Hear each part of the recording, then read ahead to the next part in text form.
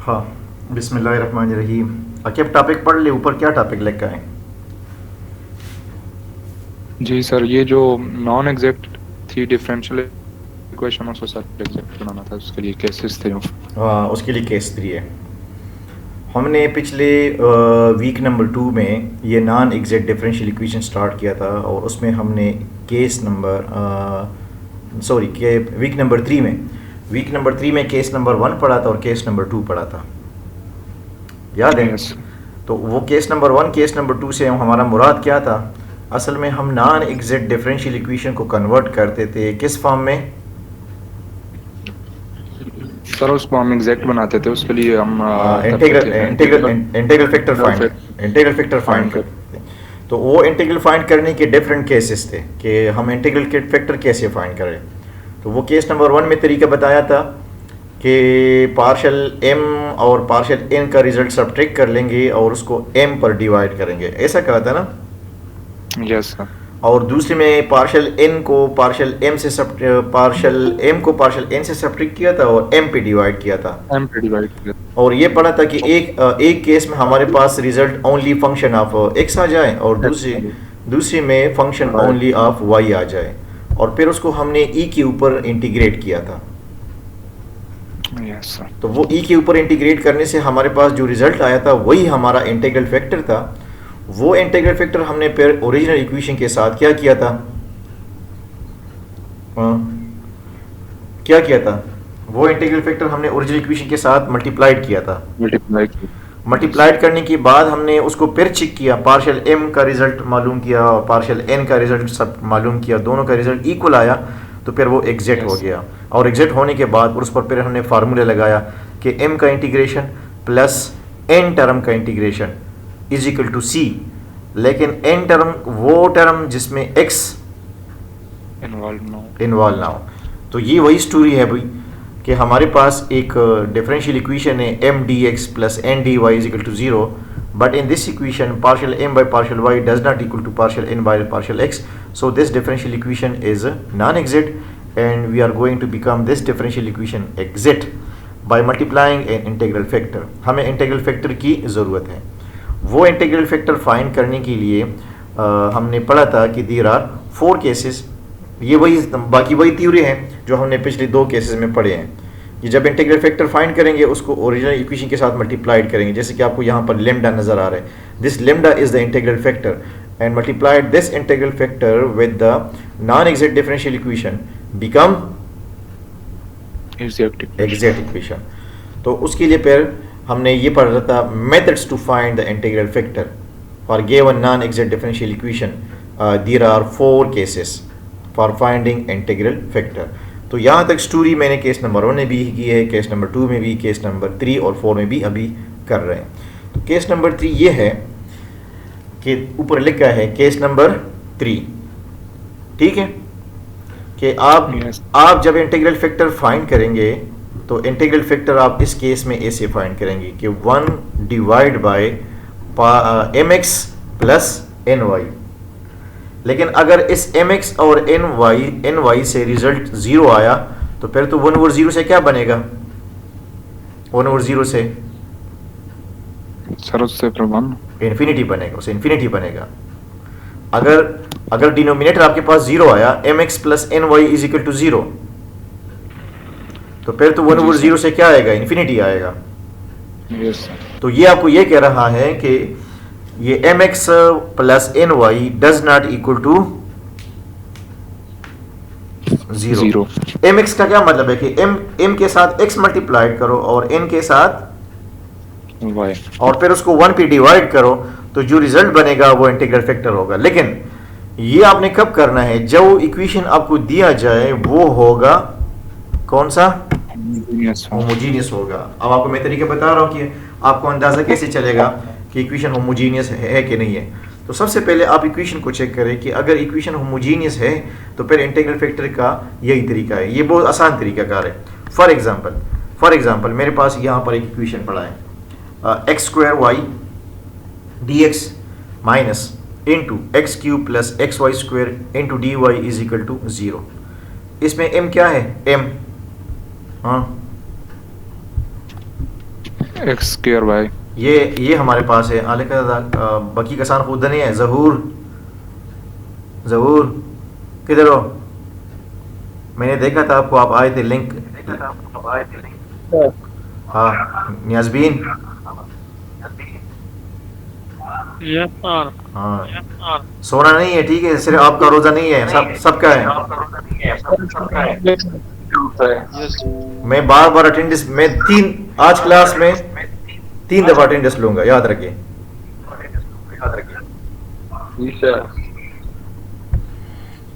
हाँ। जो बंदा सो रहा है आवाज नहीं आएगा, एब्सेंट कंसिडर होगा। हाँ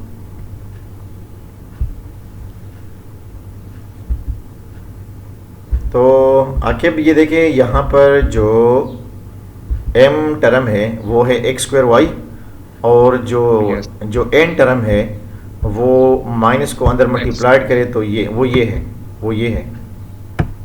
minus x cube minus x. अच्छा, अब आप ऐसा करें कि partial m by partial y with respect to y का डेरिवेटिव 1 हो जाएगा और x स्क्वायर अपनी जगह पे आ जाएगा। तो पार्शियल m और पार्शियल y का रिजल्ट ये आया। अब आप ले लें पार्शियल n का result with respect to x ले लें, तो विद रिस्पेक्ट टू x यहाँ पर पावर रूल लगेगा और इस x का डेरिवेटिव 1 आ जाएगा। तो ये आपके पास ये 2 डेरिवेटिव आ गए, और ये दोनों डेरिवेटिव देखिए, ये दोनों डेरिवेटिव बराबर नहीं है। So the equation does not equal, मतलब partial m by partial y does not equal to partial n by partial x। So equation is non exact. Non exact. अब इस नॉन एग्जैक्ट को एग्जिट कराने के लिए हमें कौन सा चीज फाइंड करना है? हमें इंटीग्रल m फैक्टर। को इंटीग्रल फैक्टर ना, पहले इंटीग्रल फैक्टर की तरफ जा रहा हूँ। ये आपका हमायून वसीयर अभी आ गया, उसको ऐड कर रहा था। सीआर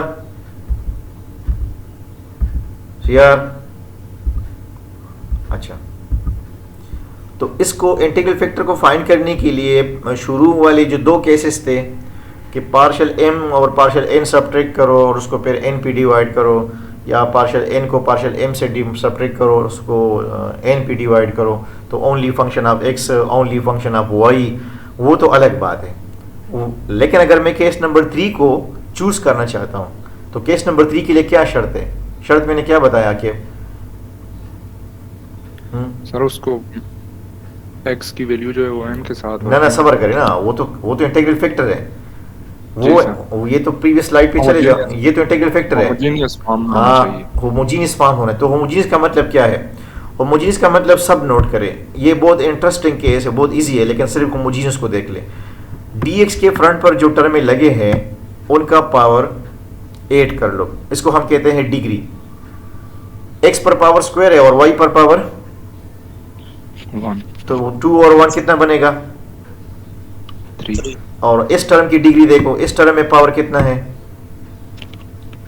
3 है। और इस टर्म में डिग्री देखो, इस टर्म में डिग्री इस x की पावर 1 और y का 2। जब दोनों वेरिएबल मल्टीप्लाइड होते हैं तो डिग्री फाइंड करने के लिए पावर को हम 8 करते हैं। आगे आप समझ गए? जी सर। तो फर्स्ट टर्म में डिग्री क्या है? फर्स्ट टर्म में 3 है। Yes sir. सेकंड में कितना है? सेकंड में 2 और 1 3। यार 2 कैसे है? हमारा फर्स्ट टर्म क्या है? हमारा फर्स्ट टर्म है x स्क्वायर y। हाँ ठीक है। First term x square y है। और सेकंड टर्म है x क्यूब। Yes sir. और थर्ड टर्म है x y square. Yes sir. तो फर्स्ट टर्म में पावर जमा करो 3, दूसरे में ऑलरेडी 3 है, और तीसरे में भी जमा करो तो 3 है। डिग्री सेम है। तो हर टर्म की जब डिग्री सेम होती है उसको हम कहते हैं होमोजीनियस। जो भी फंक्शन होंगे सर, हाँ फंक्शन मैं कह रहा हूँ जो भी हों उनकी डिग्री सेम हो तो हाँ वो होमोजीनियस है। ठीक है। अब जब ये इक्वेशन होमोजीनियस है तो we can find the integral factor by using 1/mx plus ny। ये देखिए 1/mx प्लस ny मैंने लिखा है, ये देखें 1 ओवर mx प्लस, NY। लेकिन पहले mx और ny तो मालूम करो ना। ये हमारा m है और इसके साथ मैंने x मल्टीप्लाइड किया। हाँ, ये हमारे पास n है पूरा और इसके साथ क्या मल्टीप्लाइड किया, y मल्टीप्लाइड किया। और इसको सिंप्लीफाई करें तो सिंप्लीफाई करने से आपके पास ये आ जाएगा माइनस एक्स वाई क्यूब। और ये रिजल्ट देखो, ये 0 के बराबर नहीं है। अगर ये रिजल्ट 0 के बराबर आता तो मैं लिखता ना कि द इंटीग्रल फैक्टर, ये आई डॉट एफ में लिखता हूँ इंटीग्रल फैक्टर। मेरे पास इंटीग्रल फैक्टर आता, दिस इज इंटीग्रल फैक्टर, मेरे पास इंटीग्रल फैक्टर आता 1 ओवर 0 और 1 ओवर 0 तो फिर इन्फिनिटी आता। तो ये जब आप m के साथ x मल्टीप्लाइड करते हो और n के साथ y मल्टीप्लाइड करते हो और जमा करते हो तो कोशिश करें कि एट द एंड आपके पास रिजल्ट 0 ना आ जाए। अगर ये रिजल्ट 0 आया तो फिर ये केस नंबर 3 फेल है, फिर आप केस नंबर 1 और केस नंबर 2 की तरफ चले जाओगे। सही है? तो ये देखें जी सर। ये मैंने इसको लिखा, no this is the integral factor. अब इसमें वो जरूरत नहीं है कि आप कि उसमें आप इंटीग्रेशन ई के ऊपर इंटीग्रेशन ले लें, नहीं, बस यहां पर डायरेक्ट इंटीग्रल फैक्टर आ गया। Excuse me sir. जी सर अगर होमोजीनियस हुआ सर तो फिर वो भी फर्स्ट केस और सेकंड केस में हो सकते हैं? हो सकता है बिल्कुल। ठीक, ये तो चांस है, हम चेक करते कि हो सकता है कि वहां पर ओनली फंक्शन ऑफ एक्स या ओनली फंक्शन ऑफ वाई वाला वो प्रोसेस आ जाए, होमोजीनियस भी हो और वो काम भी हो जाए। ठीक है, लेकिन ये हमने एक किस्म की स्पेशल कैटेगरी बनाई कि अगर इक्वेशन होमोजीनियस हो तो हमारे लिए ये आसान है कि हम इंटीग्रल फैक्टर को इस तरीके से ले लें। इसके लिए होमोजीनियस होना जरूरी है? हाँ, इस केस के लिए यस होमोजीनियस के जरूरी है। अगर होमोजीनियस ना हो तो फिर आप इंटीग्रल फैक्टर को इस तरीके से फाइंड नहीं कर सकते। ठीक है, यस सर। ओके, अब ये देखें, ये जो इंटीग्रल फैक्टर आया इसको अब क्या करेंगे, ओरिजिनल इक्वेशन के साथ मल्टीप्लाइड करेंगे। तो ऊपर स्लाइड पे देखें जो मैंने इनसर्कल किया है, this is the integral factor और now multiplying this integral factor with the equation. ये हमारे पास दिया हुआ इक्वेशन है कि नहीं है? हाँ जी सर। और इसके साथ मैंने इंटीग्रल फैक्टर को क्या किया, मल्टीप्लाई। अब इसको इधर लेकर आकर डिवाइड करो, इस पर डिवाइड करो तो नीचे से एक y कट जाएगा और ऊपर से एक x कट जाएगा। ठीक है, यस सर। फिर आकर इस पर डिवाइड करो, इस पर भी डिवाइड करो तो ऊपर से एक x कट जाएगा और फिर इसको और इसको इधर ले आकर इस पर भी डिवाइड करो तो आई थिंक नीचे से डबल y कैंसिल और x कैंसिल, तो वी गेट ये देखें ये कैंसिलेशन मैंने कर दिया। तो जब मैंने कैंसिल कर दिया टर्मों को तो हमारे पास जो dx वाला टर्म था वो इतना बना, dx के फ्रंट पर जो टर्म था वो इतना बना और dy के फ्रंट पर जो टर्म था वो इतना बना। तो अब हमारे पास जो नया m फंक्शन है वो ये आया, this is the m function, और जो न्यू n फंक्शन है वो ये आया। ठीक है, यस सर। अब मैं दोनों को डिरिवेट करके चेक करना चाहता हूं। तो m का derivative with respect to y, तो y के लिए क्या करना है पता है, y को ऊपर शिफ्ट करें तो y का पावर कितना बनेगा, इस y स्क्वायर को ऊपर शिफ्ट करें -2 और फिर डिरिवेटिव ले ले तो -2 फ्रंट पे आ जाएगा। Yes sir. वो -2 इस माइनस को प्लस कर देगा और -2 से एक 1 सब्ट्रैक्ट करे तो कितना बनेगा, 1 -3 माइनस। अच्छा ठीक है। तो फिर डिनोमिनेटर में वापस आ जाएगा तो ये आपके पास वो डेरिवेटिव ये आ जाएगा। ठीक है, अब n का ये पार्शियल n का derivative with respect to x ले ले, विद रिस्पेक्ट टू x का पावर यूज करें, ये x स्क्वायर है तो कितना बनेगा, 2x बनेगा। Yes sir. और इस टर्म का डेरिवेटिव क्या हो जाएगा, इस टर्म का derivative with respect to x इस टर्म का इसका 0 हो जाएगा। तो अब ये दोनों डेरिवेटिव देख ले, ये दोनों डेरिवेटिव बराबर आए कि नहीं आए, ये जो मैंने इंसर्कल किया। सो इक्वेशन इज अ एग्जैक्ट। एक मिनट सब्र करिए, एक बंदा आया है उसको ऐड कर दें, ये अभी आहिस्ता आहिस्ता जाग रहे हैं ये सारे न्याज़बीन है। हमारे क्लास में एक न्याज़बीन नहीं है, सारे न्याज़बीन है। न्याज़बीन का मतलब जानते हो वाकिब? हाँ हाँ यार, वो जो बहुत लाडला होता है, लाडला। यस और लाडला मतलब ये होता है ना कि उसके वालिदैन उसका बहुत ज़्यादा ख्याल रखते हैं सारे जी सारे बच्चों में, चाहे वो बड़ा हो या छोटा हो, कहते हैं ये बहुत लाडला है, बहुत न्याज़बीन है। तो ये न्याज़बीन लोग नहीं होते, ये जल्दी नहीं उठते, उनकी फिर नींद ख़राब होती है, उनका फिर सेहत ख़राब होता है, और जब सेहत ख़राब होता है वो फिर वो बीमार हो जाएगा। बीमार होगा तो सारे घर वाले परेशान होंगे कि न्याज़बीन बीमार है। किधर हो न्याज़बीन? किधर है वो? हमारा जो ओरिजिनल न्याज़बीन है वो किधर है? अच्छा, इधर ही है। लेकिन ये इसका नाम न्याज़बीन है, लेकिन ये बहुत काम ऐसा करते हैं जैसे कि ये एक किस्म का कमांडर है, बहादुर बंदा है। हर क्लास में मैंने इसका ये पिक्चर देखा है जिसके सर पर ये टोपी है। ये हर क्लास में प्रेजेंट होता है। मैं अगर आपको मेरे अपनी सारी वीडियो में आपको दिखा दूँ, मेरे सारी वीडियो में आपको इसको ये बंदा ये स्क्रीन पे नज़र आएगा आपको। जी सर बिल्कुल। हाँ,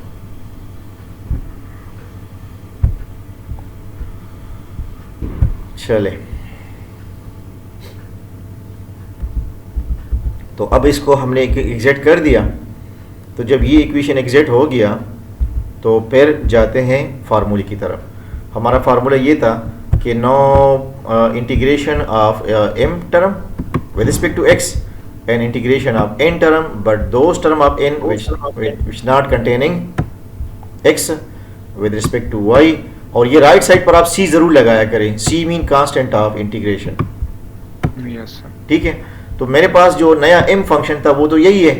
हाँ जी सर। और माइनस अगर आप n फंक्शन की तरफ चले जाएं तो n फंक्शन में कितने टर्में हैं? इन सर्कल किया है मैंने। जो नया आया है ना, ऊपर स्क्रीन पे नजर आ रहा है आपको, ये देखिए इक्वेशन नंबर 1 जो लिखा है, ये dy के फ्रंट पर जो दो टर्में हैं, तो हमें कौन सा लेना चाहिए? हमें कौन सा लेना चाहिए जिसमें x ना हो? तो हम कौन सा? 1/y। गुड, हम 1/y लेंगे। तो ये 1/y मैंने यहाँ पे लिए, integration of 1/y with respect to y। वो एक टर्म हमने यहाँ से स्किप कर दिया। तो अब यहाँ पर चूंकि integration with respect to x हो रहा है, तो आप x के पावर को ऐड कर ले। x का एक पावर ऊपर ऐड होगा और एक नीचे ऐड होगा। ये देखिए 2 आ चुका है। Yes sir. और इस 1/y का इंटीग्रेशन log y आ जाएगा। इसको आपने ऊपर शिफ्ट नहीं करना है क्योंकि y का डेरिवेटिव 1 आता है। y का डेरिवेटिव रिस्पेक्ट टू y 1 आता है। तो जब ये डेरिवेटिव रूट पूरा होता है तो हम फिर नेचुरल लॉग लेते हैं। क्योंकि हमें इस टर्म का integration with respect to y लेना है ना। जी सर। तो यहाँ पर हम लॉग रूल लगा सकते हैं। क्यों लगा सकते हैं? क्योंकि y का derivative with respect to y 1 है। तो ये क्वेश्चन सॉल्व हो गया। शोर आ रहा है बहुत यार, ये ऊपर एयरपोर्ट में वो फ्लाइट है। हमारा साइड इधर एयरपोर्ट है ना, सदर में। वो यूनिवर्सिटी रोड नहीं, अरबाब रोड साइड जो है। जी सर। यहाँ तो हर 5-10 मिनट बाद ये फ्लाइट कोई जाता है कोई आता है। हाँ, अब एग्जाम्पल नंबर 2। हमारे पास dx के फ्रंट पर जो टर्म लगा है वो है x²y, और dy के फ्रंट पर जो टर्म लगा है वो है -x³ + y³। इस एग्जाम्पल में और प्रीवियस एग्जाम्पल में थोड़ा सा फर्क है। वहां पर भी x²y था। आकिब सही है? जी सर। हाँ, तो देखें ये हो गया m और ये हो गया n। तो partial m by partial y का रिजल्ट कितना बनेगा? x² बनेगा। Yes sir. और पार्शियल n का result with respect to x power rule लगा ले, -3x²। और इस टर्म का डेरिवेटिव 0 हो गया। एक का डेरिवेटिव x² आ गया और एक का डेरिवेटिव -3x² आ गया। दोनों में थोड़ा सा बैलेंस फर्क है। किस चीज का फर्क है? -3 का। तो अब इस बैलेंस अनबैलेंस की वजह से ये दोनों रिजल्ट्स इक्वल नहीं है। सो इक्वेशन इज नॉन एग्जैक्ट। और इक्वेशन को मैं ले सकता हूं कि इक्वेशन इज होमोजीनियस। अब ये इक्वेशन में कैसे कह सकता हूँ कि इक्वेशन हमारे पास होमोजीनियस है? हाँ जब सर ऊपर सर, इक्वेशन इसमें- नंबर 1 में पावर सेम हाँ बिल्कुल, इन दोनों को जमा करें, इससे भी 3 आता है, इससे भी 3 आता है और इससे भी 3 आता है। Yes sir. अब जब ये होमोजीनियस है तो हम इंटीग्रल फैक्टर को इस फार्मूले पे ले सकते हैं कि 1/mx प्लस ny। ये देखिए ये हमारे पास फुल m था और इस m के साथ क्या मल्टीप्लाइड हुआ, एक्स और ये n था और इसके साथ, y या तो इसको अलग अलग पहले कैलकुलेट करो mx और ny और फिर आकर 1 पर डिवाइड करो, एक ही बात है। और या यहाँ पर कंबाइंड की बात करो 1/mx प्लस ny, तो m लिखो और x मल्टीप्लाइड करो प्लस n लिखो और y मल्टीप्लाइड करो। और अब देखिए सिंप्लीफिकेशन करो, ये बनेगा x स्क्वायर और x क्यूब, तो वो ये x क्यूब कौन कौन सा टर्म आगे अब देखें, एक टर्म आता है इधर से x क्यूब y, हाँ, जी सर बिल्कुल। और ये जब आपस में मल्टीप्लाइड हो जाएगा ये कितने टर्म बनेंगे, 3 के 2, हाँ 2 बनती। तो ये मैंने 3 कैसे लिखे हैं, सोच लो, 3 बनेंगे यार। देखिए ये बीच में प्लस है ना, ये तो मल्टीप्लाइड नहीं हो, ये तो बीच में प्लस है, mx प्लस ny। जी सर। यहां तक कौन सा हुआ, यहां तक कौन सा हुआ, mx। अब इसको मल्टीप्लाइड करो तो ये बनेगा, एक्स और इसको इससे मल्टीप्लाइड करो तो y पावर 4 बनेगा। 4 बन। ये दोनों टर्म में उड़ गए, यहां पर x क्यूब है, यहां पर भी x क्यूब है, x स्क्वायर और x से x क्यूब आएगा, कैंसिल, इतना सा हमारे पास रह गया 1/y power 4, 1/- y power 4। This is the integral factor. अब इस इंटीग्रल फैक्टर के साथ क्या करेंगे, ओरिजिनल इक्वेशन के साथ मल्टीप्लाइड करते हैं। एक मिनट ये बंदा आ जाए, कौन है, अब्दुस्सबुर, अच्छा, no multiplying this with the integral factor, इसको इंटीग्रल फैक्टर के साथ मल्टीप्लाइड करते हैं।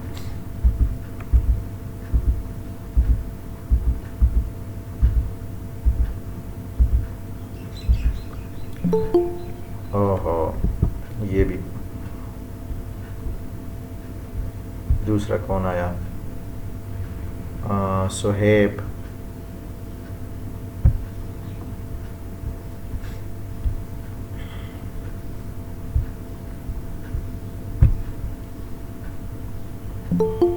है,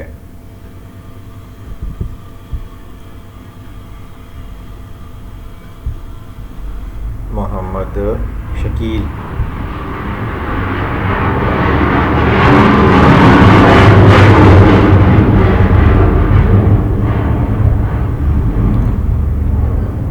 अच्छा ये एग्जाम्पल ख़त्म करके फिर बाकी को ऐड करूँगा।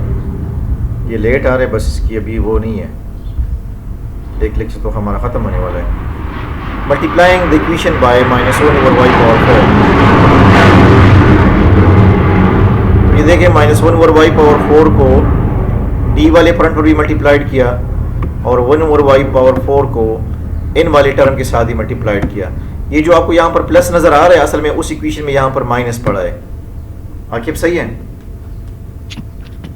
सर ओरिजिनल इक्वेशन में? हाँ देखिए ना, आ जाओ, ओरिजिनल इक्वेशन में देखिए ये फ्रंट पर यहाँ पर माइनस पड़ा है, ये माइनस देखो, जी सर। ठीक है, तो इस माइनस की वजह से ये प्लस हो गया।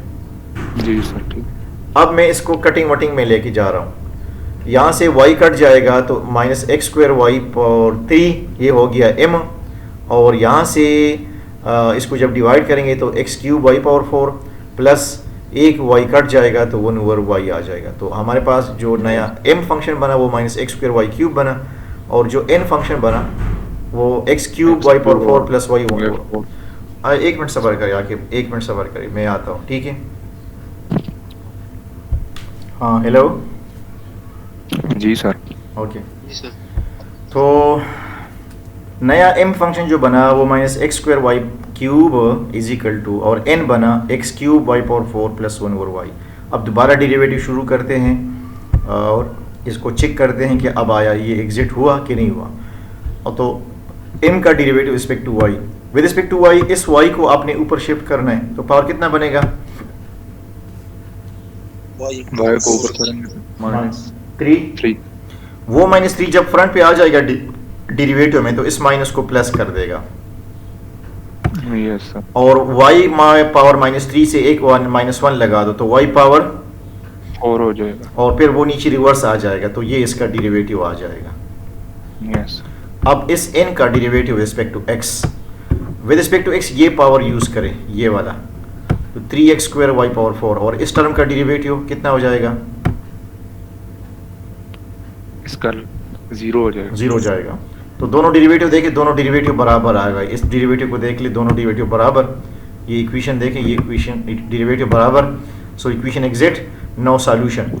m टर्म का integration with respect to x और n टर्म का integration but those term which are containing x with respect to y is equal to c। तो फिर अगर आप n फंक्शन को देख ले, इसमें फिर एक 1 ओवर y है। Yes sir. तो वो 1 ओवर y मैंने यहाँ पे डाला, और इंटीग्रेशन m फंक्शन मेरे पास है minus x square y power y divide minus x square divide by y power 3। जो इंटीग्रेशन हमें विद रिस्पेक्ट टू x लेना है, तो विद रिस्पेक्ट टू x के पावर के साथ एक 1 ऊपर ऐड हो जाएगा, तो x क्यूब डिवाइड बाई 3, और यहाँ 1 ओवर y का integration with respect to y आ जाएगा log y। बाकी को मैंने आगे सिंप्लीफाई किया है, 3y क्यूब को दोनों साइडों पर मल्टीप्लाइड किया, एनी हो उसकी ज़रूरत नहीं है। आपके पास इंटीग्रेशन जब सॉल्व हो गया, so this is the solution. Yes sir. तो ये है केस नंबर 3 पर डिस्कशन। हाँ पूछें, कोई क्वेश्चन पूछ रहा है? हमारे पास केस नंबर 3 को आपने कैसे चेक करना है, मैं दोबारा बता रहा हूँ कि सबसे पहले आपको क्वेश्चन को चेक करना है कि पार्शियल m और पार्शियल n का रिजल्ट इक्वल है कि नहीं है। अगर वो इक्वल नहीं है, इक्वेशन डेफिनेटली नॉन एग्जिट है। बाज़ औक़ात इक्वेशन इत्तेफाकन एग्जिट भी हो सकता है। आखिर ये नोट करके स्टार्ट से दोनों का रिजल्ट इक्वल भी आ सकता है। Partial m by partial y is equal to partial n by partial x, हो सकता है कि ये रिजल्ट इक्वल हो जाए। Yes sir. ठीक है, तो जब ये रिजल्ट इक्वल हो जाएगा तो फिर तो फैक्टर की ज़रूरत नहीं है, लेकिन अगर ये रिजल्ट इक्वल नहीं हुआ तो फिर हमें फैक्टर की ज़रूरत है। तो सबसे पहले ये होमोजीनियस फॉर्म नहीं है, ये बहुत इजी है, क्योंकि इसमें आपको डायरेक्ट पता चल सकता है कि इक्वेशन होमोजीनियस है कि नहीं है। लाइक जैसे कि इस इक्वेशन में देख ले, एक्स स्क्वायर वाई पावर 3, यहाँ पर पावर 3, यहाँ पर पावर 3, इसको हम कहते हैं डिग्री। डिग्री का मतलब क्या होता है पता है? Highest power in the equation, highest power. तो हर टर्म में जब पावर सेम हो, फॉर एग्जांपल मैं फिर आपको बता रहा हूँ थोड़ा सा, कि जब हर टर्म में पावर सेम हो तो बाज़ औक़ात ऐसा होता है कि वेरिएबल दोनों आपस में मल्टीप्लाइड होते हैं, तो फिर डिग्री मालूम करने के लिए आप क्या करते हैं, दोनों वेरिएबल के पावर को ऐड करते हैं। इसको फिर हम कहते हैं डिग्री। ये आप लोगों ने 9-10 में भी इसी तरह पढ़ा होगा कि find the degree of the equation. तो अक्सर स्टूडेंट इसमें कंफ्यूज होते हैं कि जब दो वेरिएबल आपस में मल्टीप्लाइड फॉर्म में आते हैं तो वो या सिर्फ x के पावर को देखते हैं या y के पावर को, नहीं, एक एक को नहीं देखना है, दोनों को ऐड करके फिर डिसाइड करना है। फॉर एग्जांपल मैं आपको एक और बात बताऊं कि फॉर एग्जांपल मैं यहाँ पे लिखता हूँ y के ऊपर 3, तो फिर पता है इस इक्वेशन की डिग्री क्या होगी, इस पूरी इक्वेशन की डिग्री क्या होगी? सर इसकी 5 होगी पहले से। हाँ, हाईएस्ट पावर को हम डिग्री कहते हैं, हाईएस्ट पावर को, तो इसका हाईएस्ट पावर फिर 5 बनता है। तो वो इस इक्वेशन की डिग्री 5 बनेगी और ये इक्वेशन होमोजीनियस नहीं होगा, क्योंकि बाकी दो टर्मों में 5 नहीं आ रहा है। यस। तो इसको सबसे पहले आप डिग्री चेक करें कि डिग्री कितनी है, और फिर हर टर्म में चेक करो कि अब आया हर टर्म में यही डिग्री आ रही कि नहीं आ रही है। अगर हर टर्म में ये डिग्री आ रही है तो फिर उसको हम होमोजीनियस कहते हैं। और फिर जब होमोजीनियस होगा तो mx प्लस ny और उसको 1 पर डिवाइड करें। उसको 1 पर डिवाइड करने से जो भी रिजल्ट बनेगा, लाइक यहाँ पर जो हमने ये बात किया कि पहले हमने mx और ny किया, mx प्लस ny, m के साथ x लगाया, n के साथ y लगाया और फिर जमा किया, तो एक शार्ट सा रिजल्ट आपके पास बनेगा। और फिर उसको 1 पे डिवाइड करें, तो this is the integral factor. और इस इंटीग्रल फैक्टर को फिर उठाकर ओरिजिनल इक्वेशन के साथ मल्टीप्लाइड करें तो आपके पास वापस नया m और नया n फंक्शन बनेगा। उसका फिर पार्शियली डेरिवेटिव चेक करें, m का विद रिस्पेक्ट टू y और n का with respect to x check करें। वो दोनों रिजल्ट जब इक्वल आ जाएंगे तो फिर आपके पास डायरेक्ट इंटीग्रेशन ले ले m फंक्शन का plus n terms, those term of n which not containing x with respect to y is equal to c। फिर आप ये प्रोसेस कर ले तो इक्वेशन का सॉल्यूशन आ जाएगा। ओके तो ये आपका हो गया इस वीक में लेक्चर नंबर 1।